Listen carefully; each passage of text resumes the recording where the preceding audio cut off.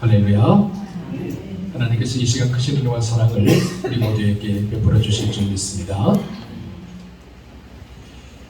이제는 고인이 되셨는데요, 김수환 추기경을 기억하는 분들이 많을 거라 생각이 듭니다. 우리나라 최초의 추기경님이셨죠. 그런데 김수환 추기경님은 남다른 유머 감각으로 사람들을 참 많이 웃겨 주었다고 하죠. 웃음이 만병의 예방약이다, 그렇게 늘 이야기를 하셨다고 해요. 그래서 항상 젊음을 유지하기 위해서는 웃어야 된다, 많이 웃어야 된다 라고 말씀하셨죠. 그래서 주변에 있는 사람들 유머와 비트로 참 많이 웃겨 주셨습니다. 한 번은 김수환 추기경님이 자기들을 따르는 성도들과 함께 설악산 오색약수터를 등반하게 되었다고 합니다. 가을이었는데요, 오색약수터를 이렇게 등반하다 보니까 먼저 등반하고 내려오는 젊은 분들이 김수환 추기경을 보고 어머, 김수환 추기경님을 많이 닮았네요, 이렇게 이야기를 했다고 해요. 그랬더니 김수환 추기경님이 신경 쓰면서 내가 어디 가서 종종 그런 말을 많이 듣습니다, 그렇게 이야기를 했다고 하죠. 마치 자기가 김수환 추기경이 아닌 것처럼 능청스럽게 이야기를 해서 함께 등반하는 사람을 한바탕 웃겨 주었다라고 그렇게 이야기를 합니다. 그런데 이 김수환 추기경이 인생 말년에 이런 아주 유명한 말을 남겼습니다. 사랑이 머리에서 가슴까지 내려오는데 70년이 걸렸습니다. 사랑이 머리에서 가슴까지 내려오는데 자기 평생이 걸렸다, 그렇게 고백을 했어요. 그러니까 이런 거죠. 머리로는 사랑을 이해해요. 입술로도 사랑을 말할 수는 있어요. 그런데 사랑을 가슴으로 느끼고 그 사랑을 행함과 실천으로 나타나는데 평생이 걸리더라, 그런 고백을 하신 거죠. 여러분, 머리에서 가슴까지 2뼘 정도밖에 안 됩니다. 한 걸음의 보폭도 안 돼요. 50cm 될까요? 50cm도 안 되겠죠. 그런데요, 이 사랑이 가슴으로 내려와서 실천하는데 왜 그렇게 어려울까요? 그래서 김수환 추기경이 하신 이 말씀, 사랑이 머리에서 가슴으로 내려오는 데까지 70년이 걸렸습니다, 이 말이 명언 중에 명언이 아닌가, 그런 생각을 해보게 됩니다. 솔로몬이 쓴 성경책이 우리 구약성경에 3권이 있습니다. 물론 시편에도 솔로몬의 시편이 몇 편 있긴 하지만 일단 솔로몬의 이름으로 된 성경책이 3권이 있는데 잠언과 전도서와 아가서, 이 3권의 책이 있습니다. 성경학자들은 흔히 아가서는 솔로몬이 청춘 때 막 사랑을 느끼고 꽃처럼 피어날 그 순간에 쓴 책일 거다. 그리고 그가 중년이 되어서 이제 지혜가 모든 삶이 다 풍성하게 익었을 때, 그 삶의 절정일 때 쓴 성경책이 잠언이다. 그리고 그의 인생 노년에 이제 죽음을 얼마 남지 않고 그 인생 노년에 자기의 삶을 돌아보면서 쓴 책이 전도서이다, 그렇게 종종 이야기를 합니다. 오늘은 이들 중에서 잠언 말씀을 우리가 살펴보면서 함께 은혜를 나누려고 해요. 잠언 말씀 중에서도 특별히 말과 관련해서 우리의 언어와 관련된 말씀을 살펴보면서 함께 은혜를 나누려고 합니다. 그러기 전에 먼저 잠언을 전반적으로 한번 살펴볼 필요가 있어요. 이 잠언이라는 말은 영어로 우리가 proverb라고 하는데요, 이 proverb라는 게 뭐냐면 속담, 격언이라는 그런 뜻을 가지고 있습니다. 이 잠언 하면 우리가 지혜로운 말씀이라고는 알고 있는데 속담, 격언이라는 이 말을 들어보면 조금 다른 의미가 있겠구나라는 소리가 알 수가 있게 되죠. 여러분, 격언이라는 게 뭡니까? 격언이라는 게 뭐냐면요, 우리의 마음과 우리의 몸이 조금 게을러지고 또 잘못된 길로 갈까라고 그렇게 한눈을 팔 때 우리의 마음을 죽비처럼 탁 쳐서 제대로 돌려놓는 그런 말들을 가리켜서 우리가 격언이라고 합니다. 이 속담이라는 게 뭡니까? 속담이라는 것은 많은 사람들이 경험을 통해서 오랫동안 얻었던 교훈, 그것을 가리켜서 우리가 속담이라고 하게 되죠. 인생을 살아보니까 그렇더라라는 그런 말이죠. 이처럼 잠언이나 격언이나 속담이 사라지지 않고 아직까지도 우리에게 전해져 내려오고 있다라는 것은 그 말이 오늘날 우리에게도 유효하다, 오늘날 우리에게도 중요하다라는 그런 의미입니다. 예를 들어서 우리나라 속담에 돌다리도 두들기면서 걷는다라는 그런 속담이 있어요. 이 뭔 말일까요? 아무리 쉽고 간단한 일이라 할지라도 다시 점검하고 다시 살피면서 일을 해야 된다, 그런 뜻이죠. 만약 이 말이 유효하지 않았다면 오늘 우리에게까지 전해지지 않았을 겁니다. 유효했기 때문에 돌다리도 두들리면서 걷는다라는 그런 말이 오늘까지 우리에게 전해지고 있는 거죠. 자, 잠언은 1장 1절에서 솔로몬의 잠언이라 이렇게 시작하고 있습니다. 그래서 흔히들 잠언을 가리켜서 솔로몬의 잠언 그렇게 이야기를 하고 있죠. 이 말에서 우리가 알 수 있듯이 이 잠언을 쓴 사람은 솔로몬입니다. 잠언 1장 1절에서도 솔로몬의 잠언, 잠언 10장 1절에서도 솔로몬의 잠언, 잠언 25장 1절에서도 솔로몬의 잠언, 이렇게 잠언이 새롭게 시작될 때마다 이 잠언을 쓴 사람이 누구인가를 밝히고 있다, 솔로몬이라고 밝히고 있다 분명히. 그래서 우리가 솔로몬의 잠언이다 그렇게 이야기를 합니다. 물론 잠언을 읽다 보면 솔로몬이 쓴 잠언만 있는 게 아니라 잠언 22장이죠. 22장에서 24장을 보면 익명의 지혜자가 쓴 잠언도 있고요.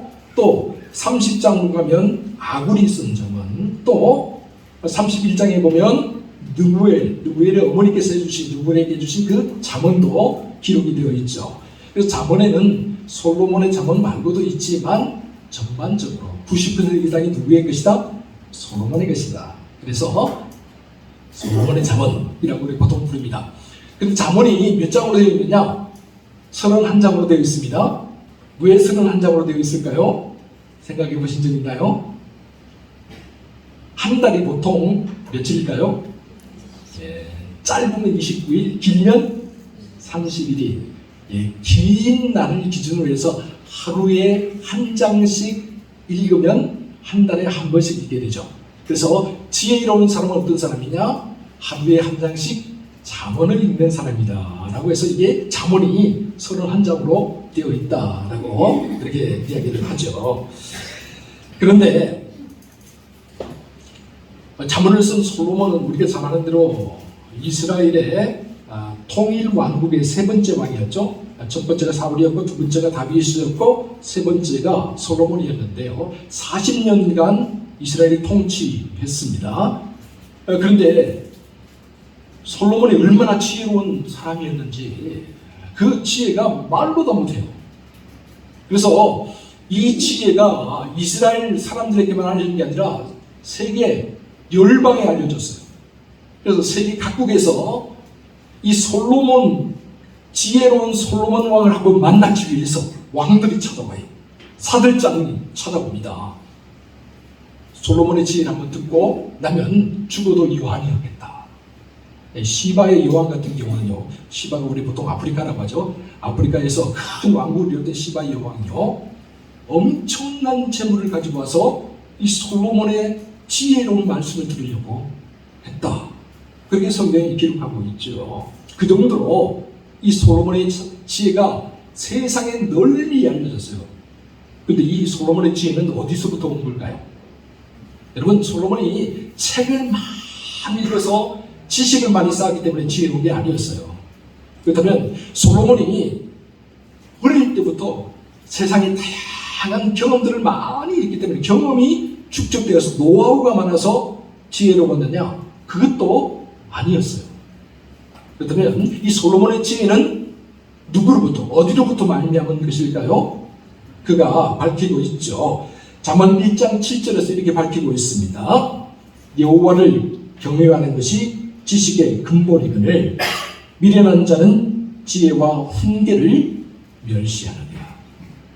하나님을 경외하는 것에서부터 지식이 나온다. 지혜와 훈계가 거기서부터 나온다. 잠언 9장 10절에서도 동일하게 말하고 있습니다. 여호와를 경외하는 것이 지혜의 근본이요 거룩한 자를 아는 것이 명철이니라. 솔로몬이 이렇게 지혜로울 수 있었던 비결이 뭐냐? 그가 하나님을 가까이 했다는 거예요. 그래서 솔로몬이 여러분 성경을 보면요, 솔로몬이 왕위에 오르려면 공식적인 첫 번째 행사가 뭐냐? 기브온으로 가서 하나님께 1000번제를 드렸다는 거예요. 왜 1000번제를 드렸을까요? 밤에 꿈에 하나님이 솔로몬을 찾아오시잖아요. 그래서 물어요. 너의 소원이 뭐냐? 내게 말하라. 그때 솔로몬이 말합니다. 나는 아직 어립니다. 근데 하나님께서 나에게 맡겨준 이 백성은 너무나 많습니다.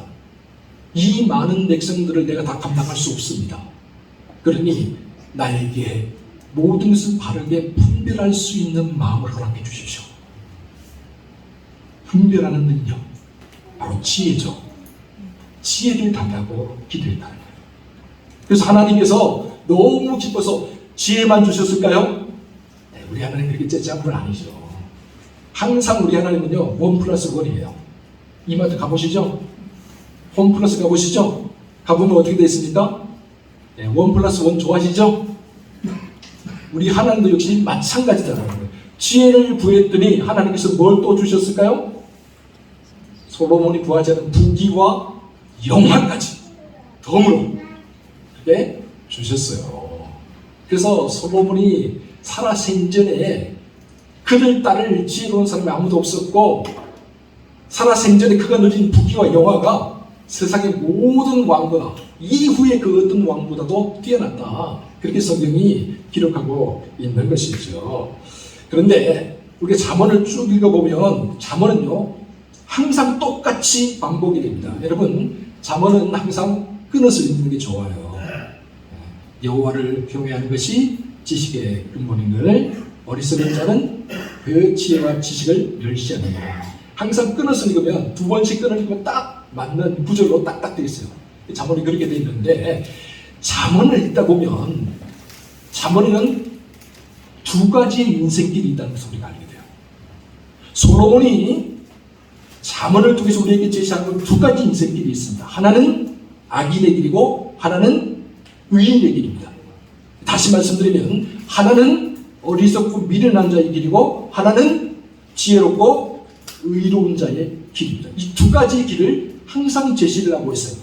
그러면서 오늘 너희는 어느 길을 선택하면서 살아갈 거냐, 그렇게 반문을 하고 있는 거죠. 오늘 우리가 읽는 본문 말씀, 특별히 언어에 대해서, 말에 대해서 이야기하는 역시 마찬가지예요. 두 가지의 언어가 있다는 것을 우리에게 이야기를 하고 있다라는 사실이죠. 여러분, 의인과 지혜자가 즐겨서 사용하는 말이 있는가 하면 반대로요, 악인과 어리석은 사람이 즐겨서 사용하는 말이 있습니다. 말이라고 해서 다 같은 말이 아닌 거예요. 그래서 우리 조상들이 말하잖아요.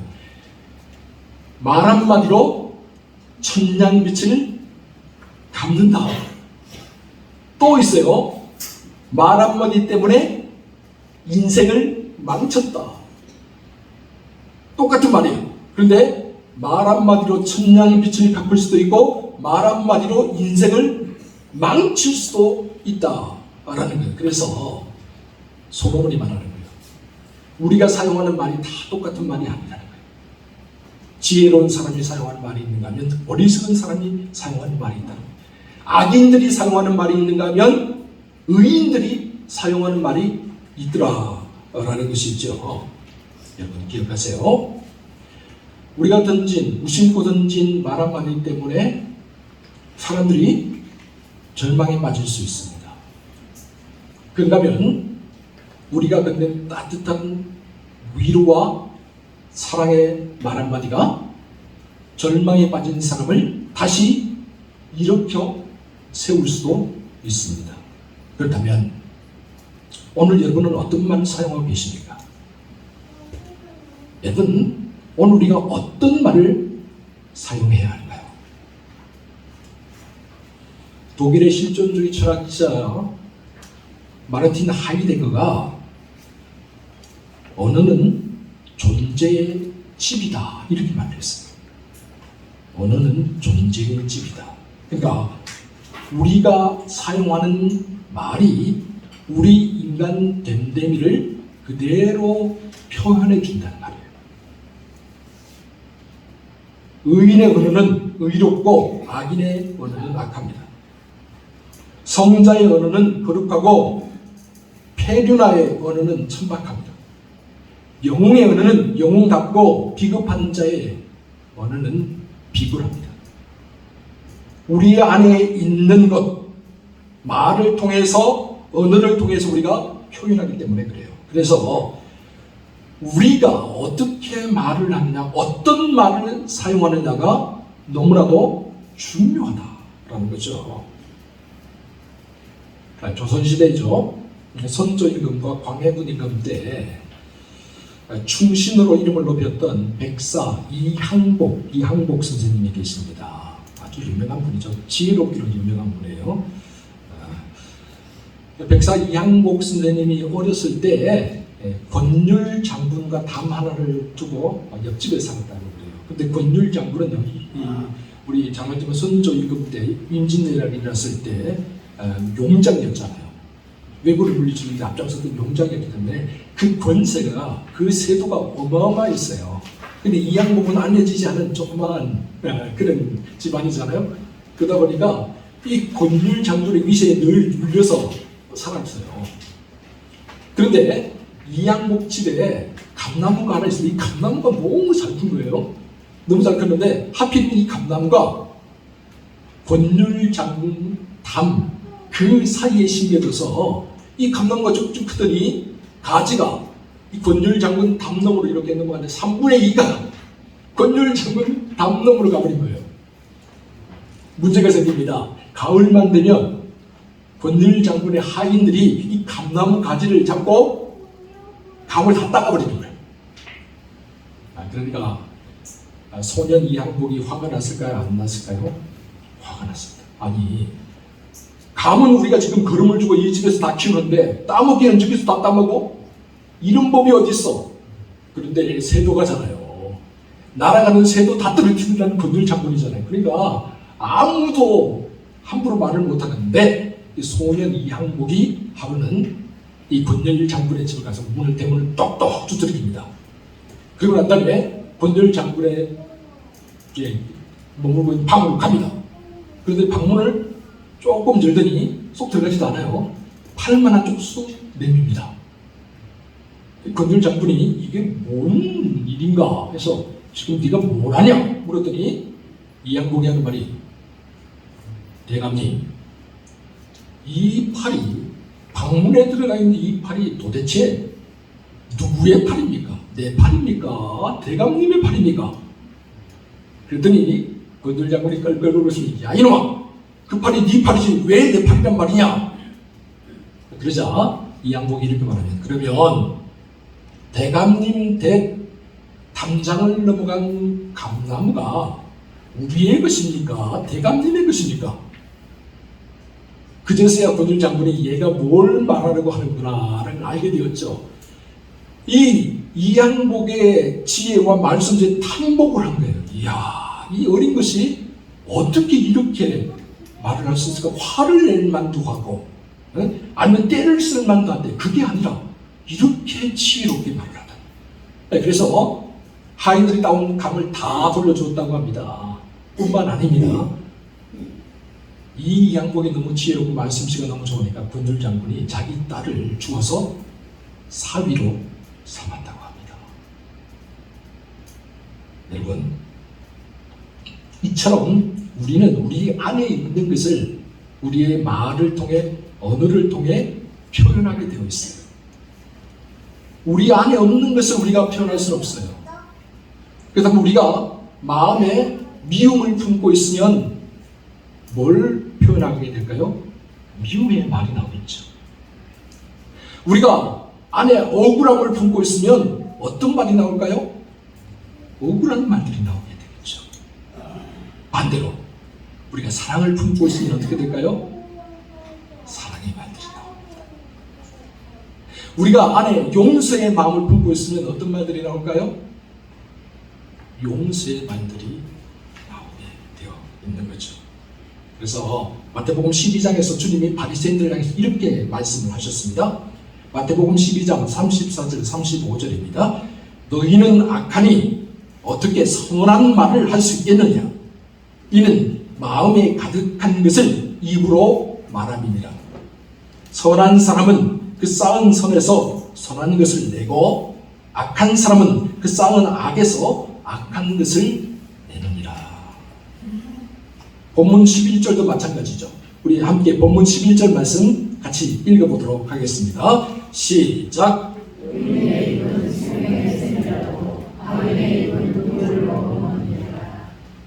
아멘. 여러분, 이 세상에는요, 파괴적이고 왜곡된 말들로 인해서 불행한 인생을 살아가는 사람들이 얼마나 많은지 모릅니다. 그렇게 전 미스 코리아를 깜짝좀 잘생기고 이쁘게 생긴 이 아가씨가요, 집에서 어려서부터 너는 못난이야, 못생겼어 엄마 아빠한테 그 말만 듣고 자니까 자기가 정말 못생긴 줄 알아. 평생을 나는 못생겼어, 나는 못났어. 그래서 어떻게 했을까요? 얼굴에 뜯어붙일 거예요.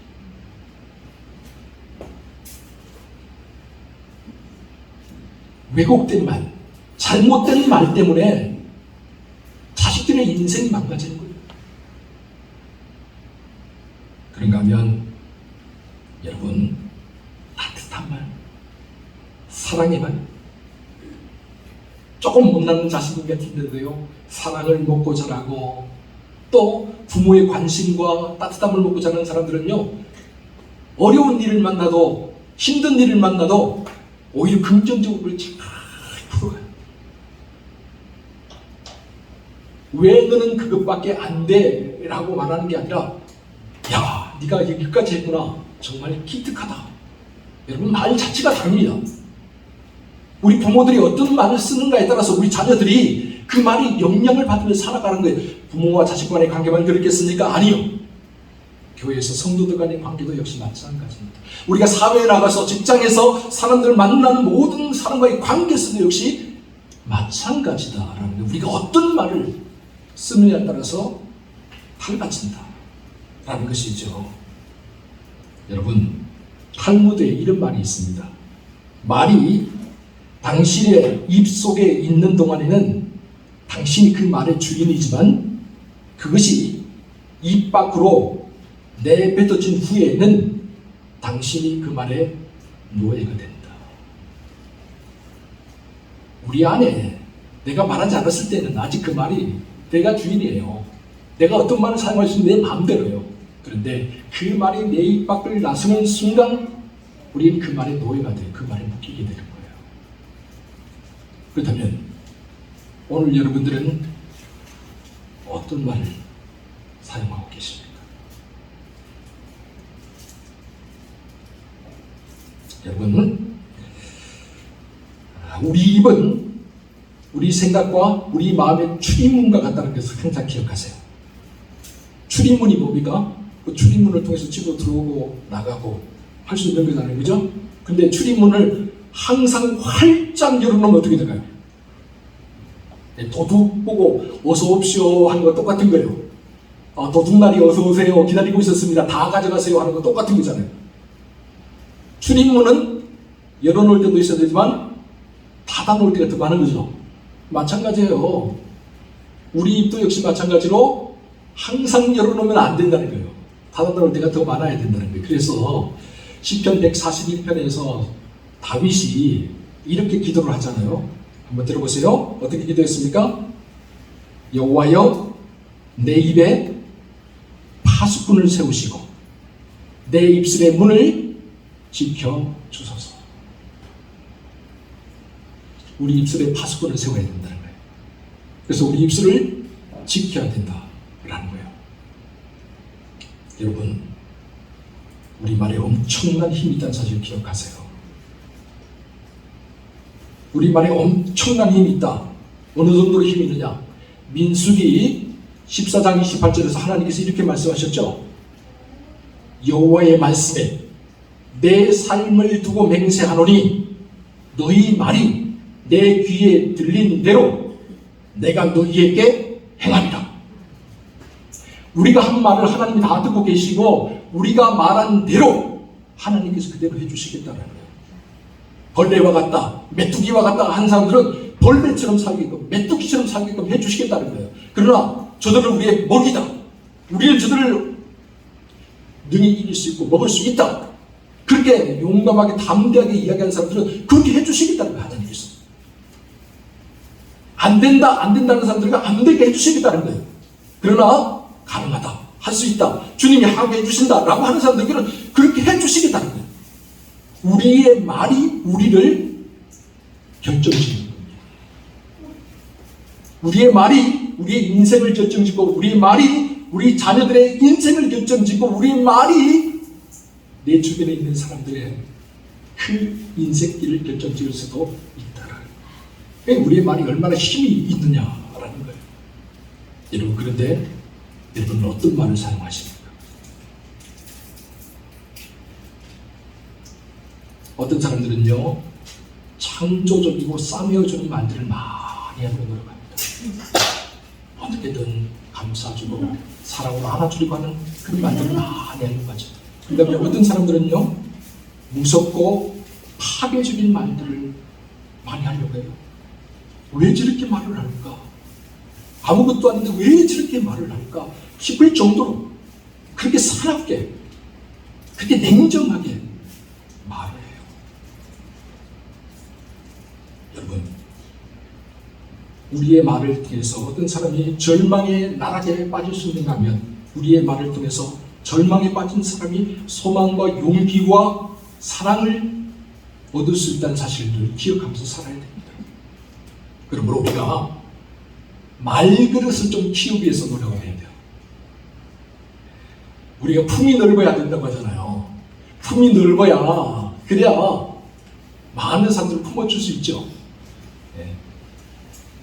느티나무, 우리나라가 참 일제시대 이전에 우리 동네 가면 다 느티나무가 앞에 한 그룹이 있었는데 그 느티나무 품이 엄청나게 넓잖아요. 그러니까 어떻습니까?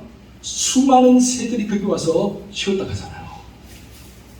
지친 새들, 힘든 새들 다 거기 와서 짓고, 뭐 거기다 둥지도 짓고 힘들면 거기 쉬었다 가기도 하고, 사람도 거기 마찬가지예요. 거기 가서 쉬었다 가고. 이 품이 넓으니까 그게 가능한 거예요. 여러분, 품이 좁고 가시가 많이 달린 그런 노간주나무나 이런 가시나무 밑에 누가 가서 쉬려고 하는 거 맞습니까? 아무도 안 가려고 하죠. 아무리 더워도 아무리 힘들어도 거기 안 가려고 그래요. 왜요? 가면 찌르는데 그늘도 없고 품이 넓어요. 그러기 위해서는 우리의 말그릇도 좀 키워야 된다. 제가 2012년에 등단을 했는데요. 시를 쓸 때 한 3년간 경기대 국어국문학과 교수이자 시인이었던 이지혁 교수님에게 개인 레슨을 받았어요. 3년간. 매주 사랑에 대해서 10편씩 글을 써오세요. 그 다음에 가면 의자에 대해서 또 써오세요. 또 외로움에 대해서 써오세요. 눈에 보이는 것과 보이지 않는 것들 계속해서 써가면 그때마다 코치를 해주고 왜 이렇게 썼느냐 묻고 하면서 제가 그렇게 시공부를 했는데요. 제가 처음 시공부를 할 때는 막 좀 좋은 말들, 또 뭐 굉장히 조금 이상하고 좀 파격적인 말들, 그런 것들을 많이 쓰려고 막 노력을 했죠. 근데 한 1년 지나고 2년 지나고 계속 제가 그 말을 쓰니까 저에게 시를 가르친 이지엽 교수님 이런 말씀을 하시더라고요. 목사님, 시를 쓰면서 좋은 말, 예쁜 말, 아름다운 말들을 찾아서 사용하려고 해도 평생을 써도 다 못 씁니다. 그런데 굳이 시를 쓰면서 저급한 말들, 상스러운 말들, 사람들의 마음을 아프게 하는 말들을 쓸 필요가 있을까요? 그때 제가 엄청난 충격을 받았습니다. 그렇구나. 정말 그렇구나. 좋은 말, 예쁜 말, 아름다운 말을 사용하려고 노력을 해도 평생을 다 사용하지 못하고 죽을 텐데 왜 악독한 말들, 파괴적인 말들, 사람들의 가슴을 찢는 말들, 그런 말들을 내가 자꾸 사용하며 살아가려고 하나? 말 한마디로 억만장자가 된 사람들이라는 책이 있습니다. 이 책에 보면 정말 말 한마디의 중요성에 대해서 잘 나와 있는데요. 그 중에 스티브 잡스 이야기가 나옵니다. 지금 세계 시총 1위죠. 시가총액 1위 기업 애플을 창립한 사람이죠. 대단한 사람입니다. 이 스티브 잡스가 1983년에 애플 주식이 공개된 이후에 전문 경영인을 들이자라는 주주들의 요청에 의해서 전문 경영인을 찾게 됩니다. 그러다가 한 사람이 눈에 띄게 됐는데 펩시콜라를 코카콜라와 동등한 위치에 올려놓은 사람이 있었어요. 그 사람이 펩시의 부회장이던 존 스컬리라는 사람이었습니다. 펩시가 항상 1등이었고 코카콜라가 항상 1등이었고 펩시는 항상 뒤따라갔는데 아무리 노력을 해도 펩시가 코카콜라를 따라잡지를 못하는 거예요. 그런데 이 스컬리 덕분에 펩시와 코카콜라가 어깨를 나란히 할 수 있게 되었죠. 그만큼 마케팅이나 이런 게 천재적인 사람이었어요. 존 스컬리를 우리 애플 우리 CEO로 모시자 이사회에서 결정을 해서 스티브 잡스가 스컬리를 찾아갑니다. 찾아가기 전에 애플에서 당신을 CEO로 모시려고 합니다 라고 그렇게 먼저 우편을 보내겠죠. 스컬리가 이걸 받고 난 다음에 망설였어요. 왜냐하면 펩시는 그 당시 엄청난 큰 회사였거든요.